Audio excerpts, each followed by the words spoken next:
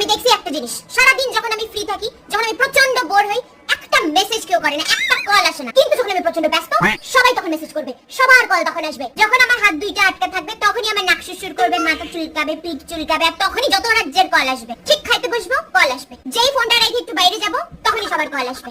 2 ঘন্টা গালে হাত দিয়ে অপেক্ষা করতেছি, দাদা আসলো না। যেই আমি বাথরুমে ঢুকবো, ডেলিভারি দাদা 10টা মিসড কল। না, আমি দেখছি গো, বাথরুমে ঢুকলেই ফোন আসে। দুনিয়ার লোক ওই সময় কল করবে। কেন রে ভাই, তোরা আর সময় পাস না কল করার? সবার কি একসাথে আমার কথা মানে পারে নাকি? রাত্রে যেদিন আমার ঘুম পায় না, সেদিন কাউকে অনলাইন দেখি না। যেই দিন আমি একটু ঘুমাই যাবো, ঘুমে থেকে উঠে দেখবো সেদিন গ্রুপে মেসেজের ছড়াছড়ি লাগছে।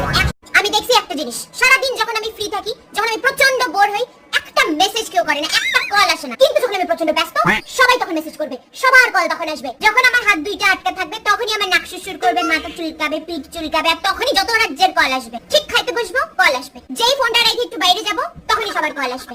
2 ঘন্টা গালে হাত দিয়ে অপেক্ষা করতেছি, দাদা আসলো না। যেই আমি